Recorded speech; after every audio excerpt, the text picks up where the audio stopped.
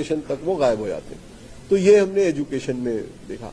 फिर जब हमने देखा कि एग्रीकल्चर में क्या हिस्सा है, तो ये समझ में आया कि एग्रीकल्चर में जो एसेट ओनरशिप है, यानी जो मिल्कियत है, वो नहीं के बराबर है, लैंडलेसनेस बहुत ज्यादा है, तो वो एग्रीकल्चर का मसला है।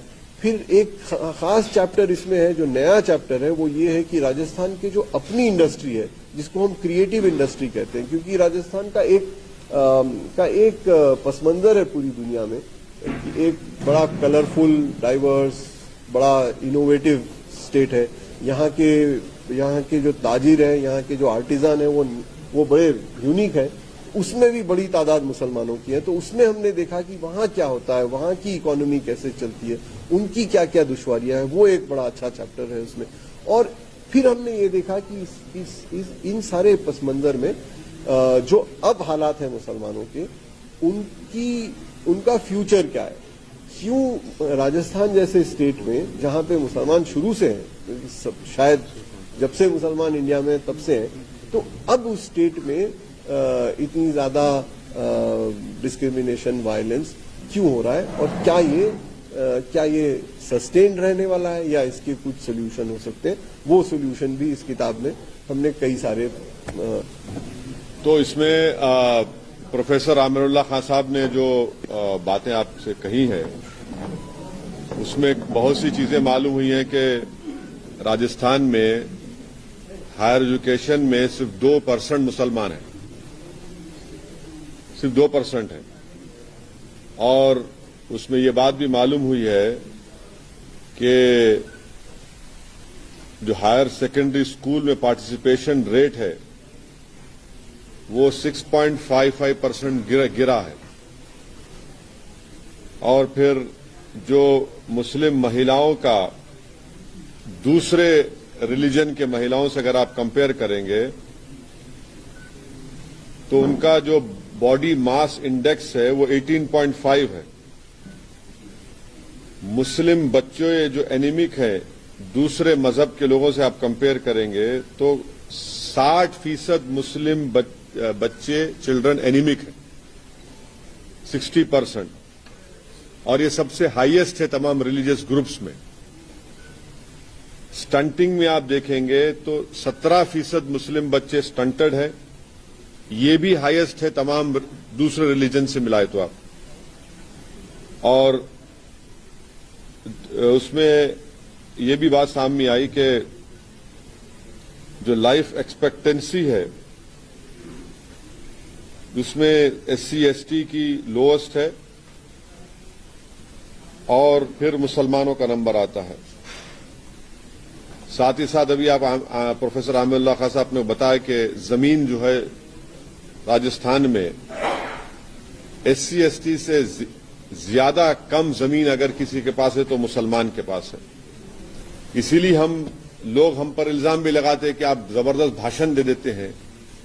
हमारे दुश्मन, हमारे जो पॉलिटिकल हम अपोनेंट बोलते हैं कि आप भड़काऊ भाषण दे देते हैं।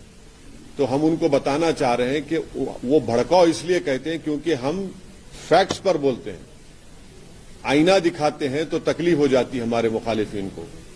तो अब ये आईना है राजस्थान के तमाम पॉलिटिकल पार्टीज के लिए कि ये बताता है कि इतने साल आपको सत्ता मिली, चाहे बीजेपी की हो या कांग्रेस की सरकार रही है, आपने मुस्लिम माइनॉरिटीज के लिए कुछ नहीं किया।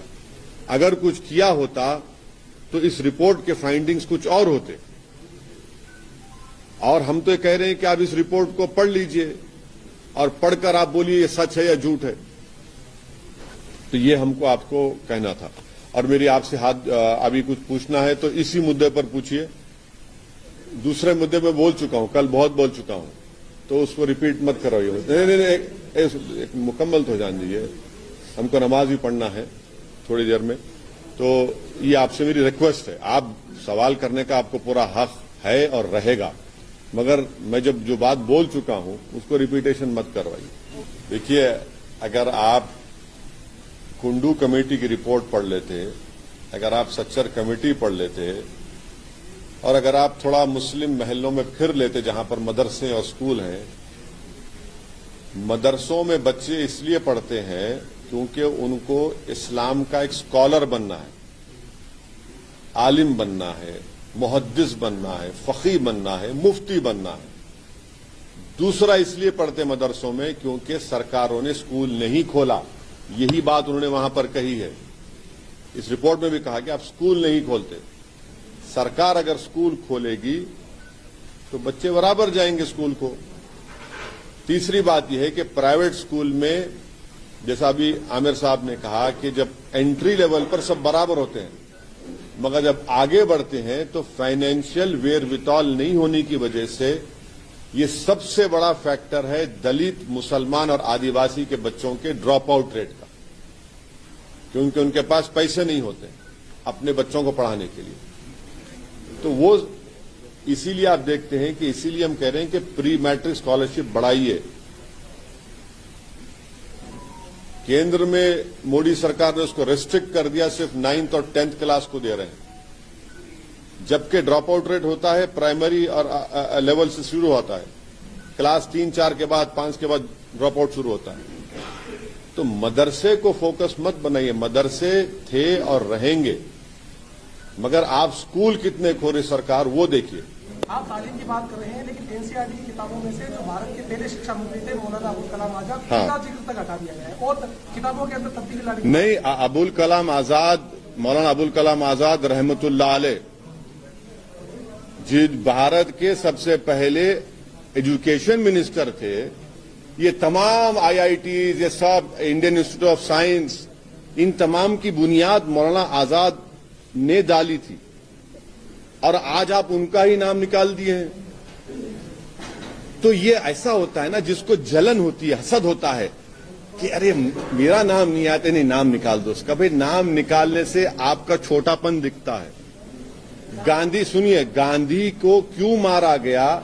जो पढ़ाया जाता था कि गांधी को इसलिए मारा गया क्योंकि गांधी हिंदू मुस्लिम एकता के लिए काम करते थे, आपने उसको निकाल दिया। दलित राइटर्स जो लोकतंत्र पे चैप्टर थे उसको आपने निकाल दिया। अब निकालने वालों को बड़ी शर्मिंदगी है कि हमारा तो कोई रोल था ही नहीं, तो इसलिए समझते हैं कि निकाल दो। अब भाई निकाल देने से आप अपना छोटापन दिखा रहे हैं। भाई आप सब पढ़ाइए, बच्चों को सब पढ़ने दीजिए, उसके बाद उसको तय करने दीजिए। गलत है ये। अभी आइए आखिरी सवाल है, इसका जा रहे हैं, नमाज पढ़ना है हमको। हाँ, पहला आखिरी नहीं, अभी आखिरी है ये।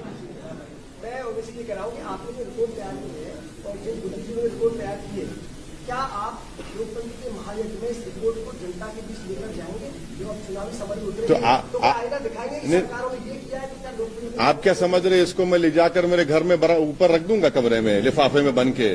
ना ना ना ना ना, इसको घोल के पीऊंगा, फिर जबान से निकालूंगा जनता के सामने। हाँ, आप मुतमईन रहिए। हाँ,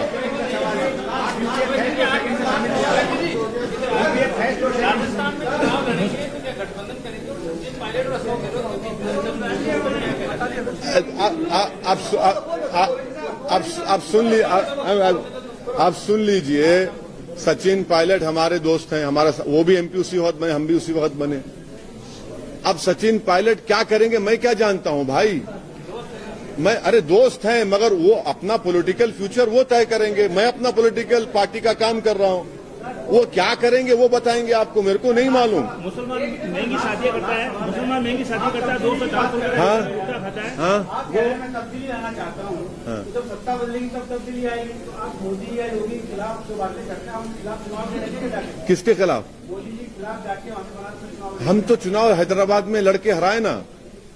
हमारे जो म्युनिसिपल इलेक्शन हुआ था, उत्तर प्रदेश के मुख्यमंत्री मेरे पार्लियामेंट कॉन्स्टिट्यूएंसी में 4 घंटे फिरे। कितने? 4 घंटे। अमित शाह आए, चार मीनार के दामन में एक मंदिर है, वहां पर आ गए।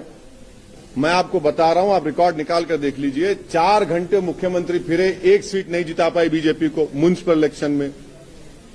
अमित शाह साहब आए, वो सीट पे हमारा एक हिंदू कॉर्पोरेटर एमआईएम का तीसरी मर्तबा जीत गया। हम मुकाबला तो हम ही कर रहे हैं। मैंने तो यूएपीए के बिल में कांग्रेस तरह सपोर्ट नहीं किया ना, कांग्रेस ने सपोर्ट किया था अमित शाह के बिल को, यूएपीए के। दिल्ली हाईकोर्ट ने कहा था कि फॉरेन फंडिंग पॉलिटिकल पार्टीज को ये कि दोनों पे एक्शन लो, बीजेपी पे कांग्रेस पे। तो दोनों ने मिलकर एक कानून बना लिया, उसको रेट्रोस्पेक्टिव इफेक्ट दिया। अब आप ये बताइए कि नुकसान किसका हो रहा है ज्यादा, किस समुदाय का हो रहा है? दलितों का हो रहा है और मुसलमानों का हो रहा है।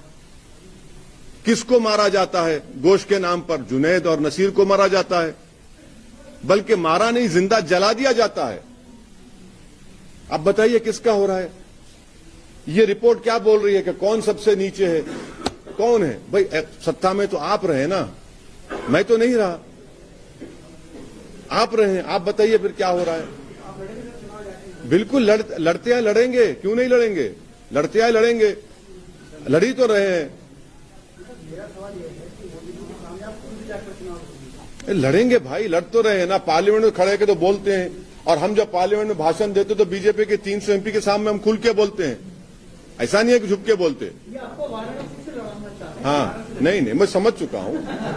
वो अब देख रहे हैं कि क्या कैसा निकाला जाए टीआरपी कल। भैया थोड़ा हम जानते हैं, आपकी तरह अक्लमंद नहीं है, मगर थोड़ा थोड़ा जानते हैं। हाँ, एक मिनट ठहरिए।